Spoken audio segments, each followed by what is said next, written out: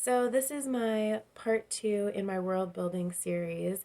And if you haven't seen the first part, you don't have to watch it first necessarily, but you might still want to. I talk about how using maps can actually help in the process of developing your world and fleshing it out quite a bit more, at least how it did for me. And that was a really fun one. So please go check that out. But also, if you missed that, just so you're aware, I am going to be talking about world building. I'm coming at it from the perspective of someone who is writing an epic fantasy series.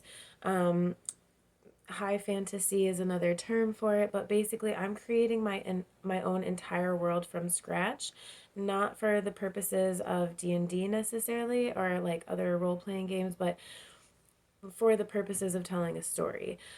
So that's the perspective I'm coming from, just so you're aware, because depending on what you're actually trying to do, you might still be able to get some information from this that could be useful. I really hope you can.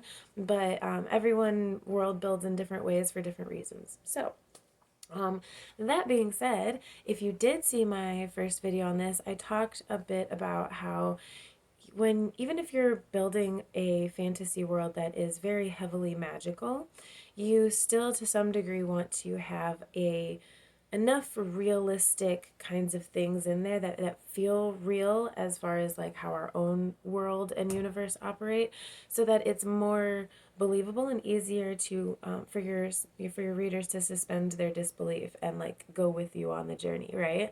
And so one of the things that I thought about when I first started working on my own series is that I'm a huge history nerd, right? Especially like the further back we go, the more interesting.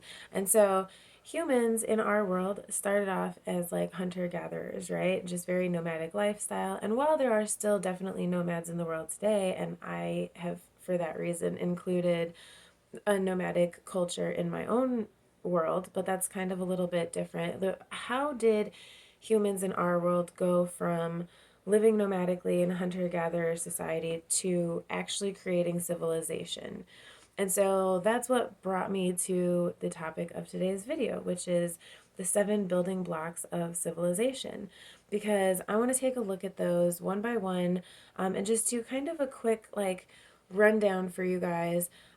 Keep it simple and let you guys know, like, if you look at these 7 things when you are creating your fantasy civilizations, and you don't have to go into crazy detail, but if you can think of like a few things for each of these things, for each of these building blocks, then it will really make that civilization feel much more realistic and um, and feel like your reader is actually there. And if you think about some of your own favorite fantasy series that you read, I am sure that is one of the things that draws you in is how real do those people feel, not just on a character level, but like the civilization themselves, the culture of the people themselves.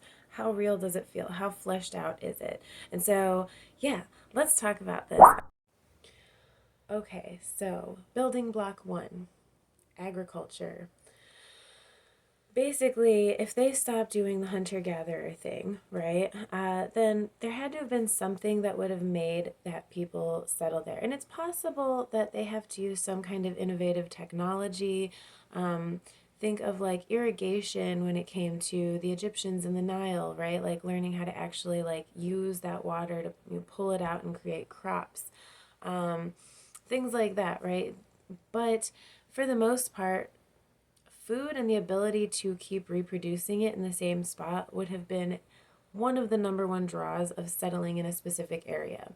This also includes things like, is the soil fertile? Is there any specific edible crops that could maybe over time be, through natural selection by your human or non human species, can be developed the way that we've done with corn? It didn't used to look like that. Um, so think about things like that. Also, is there enough natural fresh water? What is the climate in the area like? Maybe some plants don't always need insane amounts of sun, but some do. Think about all those kinds of things while looking at your map. If again, go check out that video if you haven't seen it. But maps are super helpful for this kind of stuff, you guys. Is your city on a coast? Maybe they eat a lot of seafood. Are they in some great plain where they would have something comparable to that? Are they in the mountains where they might have to rely more heavily on eating meat, or, maybe like, I don't know much about growing rice, but I've seen pictures, like maybe they grow some kind of crop in that way. I just think rice fields are beautiful. So anyway, you get the idea with this one. Let's jump to the next one. Building block number 2 would be demographic density. Basically, this is just saying that once this source has been established, then there can usually be big leaps in population, right? This can be, maybe there's a lower infant mortality. Maybe there's been so much improved health that people are living a little bit longer and not having to work as hard. That it's not as stressful of a life. It's stressful in different ways, right? But it's not as stressful of a life if you're not constantly on the move, constantly having to, I don't know how long y'all have ever gone camping or hiking around and pitching a tent, taking it down, not having a lot of food sometimes, or maybe finding, like, that kind of lifestyle can be very wearing on the body. If you look at our nomadic ancestors back in the day, they did not live very long. So once people started being able to settle and have a more relaxing, I don't even want to say relaxing because it was still hard, but in comparison, people did start living longer. There were, along with more people, there was more, I guess, like roles in society to fill, right? So there was more people that were able to practice medicine and teach it.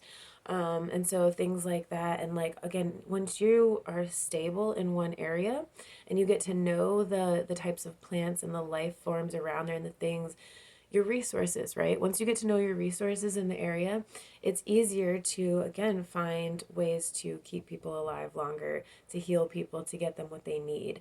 So for all of these reasons, then like this area, the population would start to grow and grow. And so that would lead us to the the third building block. Building block number 3 would be habitations in towns and cities. So instead of living so rurally, people wouldn't have been really spreading out, right? Like they would have started living closer together for a lot of reasons. And some people would have spread out to operate their farms. This is like a naturally evolving process, right? Like, but a lot of people would have stayed closer together because, again, humans, and if this is not the kind of race you're creating in your world, that's totally fine. This is just to get the brain juices flowing. But if whatever race or species you're creating, that you're trying to create civilization for, these are the things that you still want to think about. Like, if they rely on each other, like, that's literally what brings civilization together, is like people relying on each other, right? We can't do everything on our own. That's just not how our species is really meant to function. Even for introverts, it's true. I know, it's crazy. But um so yeah, urbanized society basically is your third building block. And with that comes a lot of things, right? Everyone's supporting each other, selling different things, having different apprenticeships, and you could start figuring out, again, the from the place that you have set this civilization and the kinds of things that culture would produce. You can also determine what would their values and beliefs maybe evolve into. What would they think about that? I'm getting a little ahead of myself. All right, sorry, I got a little excited there. So, what are we on? 4, I believe. Um, the fourth building block would be, like I was trying to get into before I got overexcited, but complex commercial systems. So this would be like, because of the success of food production, then what would the next things be like? Developing that society, right? Like different artisans, like people who specialize in different things, would start settling down, being able to teach their skill and sell things for themselves. You would start having things like trade, or maybe some type of money in their system, right? Like if trade wasn't where they began, but usually trade is kind of the start, right? And that could even be literally like bartering trading systems in the city itself. It doesn't necessarily have to be that they're even aware of any other civilizations in the area, at least not yet.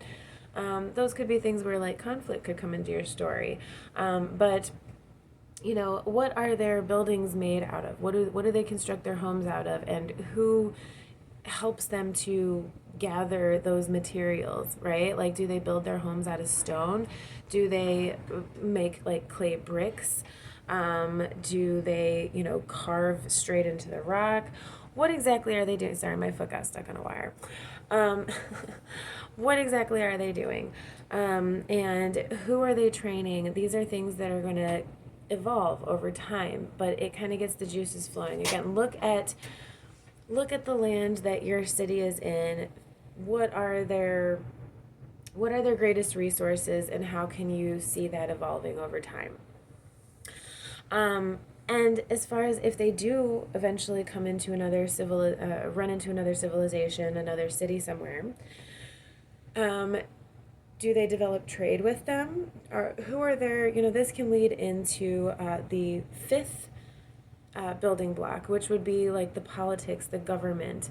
This is something, again, that would naturally evolve because of the need for leadership. It doesn't necessarily mean it would all have to fall under one person, although obviously that has happened quite a bit in our human history.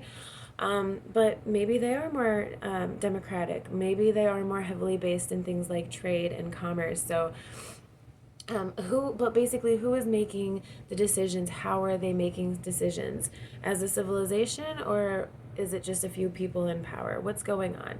Start looking at how these things evolve in your world, and how that can also add to the conflict. And if you already have an idea for a conflict in your story that you're writing, look at it, kind of back engineer it in that way. Well, this is what I want to be happening, so how exactly could I make that understandable in the context of all of this, right? Of how this civilization developed however long ago. But you can totally back engineer it that way too. So, okay, so I think we're on like number 6. Number 6 would be them basically, like I said, what do they build their things out of? A lot of the times in a big enough civilization, you will have them completing some kind of huge monumental structure. A lot of the times in ancient history, that came in the form of a temple, or it doesn't have to in your world. You don't have to have religion in your world at all if you don't want. Although I love religion and philosophies and all that kind of stuff, so that's going to be a whole video on its own when it comes to world building. But if these big monuments do have to do, if it's not religion, a lot of the time it was like honoring a king or queen, or something along those lines. In a certain culture, like, you could have them do that kind of thing for like a library, right? Like if your culture really honors wisdom and recording it, because that's step 7. I'm just going to throw that out there now, but that's the development of a literate culture. So that would mean that, like, you have a not only spoken but a written language, even if it's something very basic, or more like pictures in our own world. That's totally fine. It can literally look however you want it to, but that is the 7th building block. Let me double check the 7th. Yeah, that is the 7th building block of the whole process, is having a literate culture. And so maybe your culture really values intelligence and learning, right? So maybe their big monument would be a library. And think these things don't necessarily have to go in this order. This is just like a common order that they have happened in our real world history, but some of them also happen side by side. So I really hope that this gets your creative juices flowing. I hope this was helpful for you guys. Again, go check out the first video on this. I think probably the next video in this series that I really want to dive deep into is going to be talking about religion, because I think that's just another very like natural, where do we go from here, kind of conversation. So if you're interested in that, please stick around. Please like, share, subscribe. It doesn't take long, and it really makes me just feel so warm and fuzzy whenever I get a new subscriber. So thank you everyone who has. For anyone who is new here, I am doing book reviews. I also am putting out more writing advice because I am writing my own novel, and so really my own series, and I really want to share that journey with you guys and hear about yours too. So comment, talk to me. Do you have more to add or say on this? Any of these things here that I didn't mention, share below. I'm sure there is plenty, because these are all on their own very deep topics. So yeah, thank you guys so much for being here, and I will see y'all very soon.